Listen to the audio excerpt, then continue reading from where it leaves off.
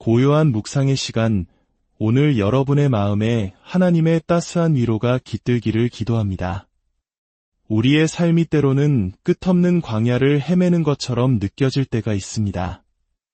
모든 것이 무너져 내린 폐허 속에서 희망의 빛 한 줄기조차 보이지 않는 절망의 순간을 마주하기도 하죠. 어쩌면 우리 대한민국이 겪었던 혹독한 시련의 역사, 모든 것을 잃고 잿더미 위에서 다시 일어서야 했던 그 시절의 아픔을 기억하는 분들이라면 오늘 나눌 이야기가 더욱 깊이 와닿을지도 모르겠습니다. 오늘 우리는 성경의 역사서 속에서 절망의 끝자락에서 피어나는 위대한 회복의 서사시 에스라와 느헤미야의 이야기를 통해 우리 삶에 말씀하시는 하나님의 음성에 귀 기울여 보고자 합니다. 이 이야기는 단순히 먼 옛날 이스라엘 민족의 역사가 아닙니다. 바로 오늘 무력감과 씨름하며 살아가는 우리 모두를 향한 하나님의 변치 않는 약속과 구원의 메시지입니다. 오늘의 말씀이 여러분의 영혼에 깊은 울림을 주고 새로운 힘을 얻는 계기가 되기를 소망하신다면 잠시 시간을 내어 이 채널을 구독하고 좋아요를 눌러주세요. 여러분의 작은 손길 하나하나가 이 소중한 복음의 메시지를 더 많은 이들에게 전하는 귀한 통로가 될 것입니다. 여러분의 삶에 하나님의 축복이 가득하기를 바라며 이제 이야기의 문을 열겠습니다. 성경의 연대기를 따라가다 보면 우리는 이스라엘 백성의 기나긴 쇠퇴의 역사를 마주하게 됩니다. 수많은 사사들과 왕들이 있었고 하나님의 성전이 세워졌음에도 불구하고 그들은 끊임없이 하나님을 등지고 우상을 숭배하는 죄를 반복했습니다.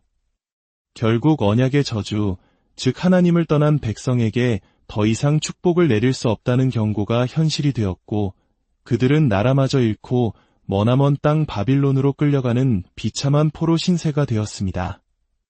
모든 것이 끝난 것처럼 보였습니다.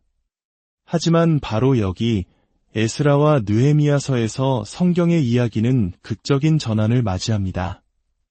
이곳은 실패와 절망의 이야기가 아닌 회복과 갱신의 이야기, 새로운 장이 시작되는 곳입니다. 이 두 권의 책은 서로 다른 저자가 기록했지만 같은 시대적 배경 속에서 동일한 핵심 주제를 다루고 있습니다. 바로 바빌론 포로 생활을 마치고 약속의 땅 예루살렘으로 돌아온 유대인들의 이야기입니다. 무너진 성전을 재건하고 허물어진 성벽을 다시 쌓아 올리는 이들의 여정을 통해 우리는 몇 가지 중요한 영적 진리를 발견하게 됩니다. 첫 번째 진리는 하나님의 약속은 결코 실패하지 않는다는 것입니다. 인간은 연약하여 실패하고 넘어질 수 있습니다. 이스라엘의 역사가 그것을 증명합니다. 그러나 우리의 실패와 상관없이 하나님의 신실하신 약속은 반드시 성취됩니다. 세상 그 어떤 권세도 하나님의 계획을 막을 수 없습니다. 당시 세계 최강대국이었던 바빌론 제국, 그리고 그 뒤를 이은 메디아 페르시아 제국조차도 하나님의 약속이 이루어지는 것을 막기는커녕 오히려 그 약속을 성취하는 도구로 사용되었습니다. 페르시아의 고레스 왕이 유대인들을 고향으로 돌려보냈고 아닥사스다 왕은 느헤미야를 보내 예루살렘 재건을 돕게 했습니다. 이는 세상의 왕과 역사의 흐름이 모두 하나님의 손안에 있음을 보여주는 장엄한 증거입니다. 하나님께서는 역사의 주관자로서 당신의 뜻을 이루시기 위해 모든 것을 주관하십니다. 두 번째로 에스라와 느헤미야는 진정한 부흥과 회복의 요소가 무엇인지 가르쳐줍니다. 그들이 돌아와서 가장 먼저 한 일은 무너진 성전을 재건하고 예배를 회복하는 것이었습니다. 특히 학사 에스라는 백성들에게 잊혀졌던 하나님의 말씀을 가르치는 일에 전념했습니다. 말씀 교육과 예배의 회복, 이것이 공동체 갱신의 핵심이었습니다. 여기서 우리는 놀라운 사실 하나를 발견합니다. 그토록 끈질기게 이스라엘을 괴롭혔던 우상숭배의 죄가 포로 생활이라는 혹독한 시련을 겪은 이후로는 그들의 역사에서 거의 사라졌다는 점입니다. 모세 시대부터 수많은 왕들의 시대에 이르기까지 반복되었던 우상숭배의 고리가 마침내 끊어진 것입니다. 이는 절망적인 시련 속에서도 하나님께서 그 백성의 마음을 새롭게 하실 수 있다는 희망의 증거입니다. 하나님은 우리의 마음을 변화시키실 수 있는 분입니다. 많은 사람들이 에스라와 느헤미야를 통해 리더십의 교훈을 얻고자 합니다. 물론 그들은 반대와 위협 속에서도 훌륭하게 과업을 완수한 위대한 지도자들이었습니다. 하지만 이 책들의 가장 중요한 메시지는 리더십을 넘어섭니다. 그것은 바로 하나님의 구원의 약속은 반드시 지켜진다는 것입니다. 그러나 여기서 이야기는 끝나지 않습니다. 에스라와 느헤미야는 성전과 성벽을 재건하는 위대한 업적을 이루었지만 책의 마지막 부분에서 우리는 여전히 백성들 안에 죄가 남아있음을 보게 됩니다. 이는 인간의 노력만으로는 완전한 구원을 이룰 수 없으며 우리에게는 하나님의 절대적인 은혜가 필요함을 암시합니다. 그리고 바로 이 지점에서 에스라와 느헤미야의 이야기는 우리를 복음의 핵심으로 인도합니다. 포로에서 돌아온 이스라엘 백성은 더 이상 강력한 왕국이 아니었습니다.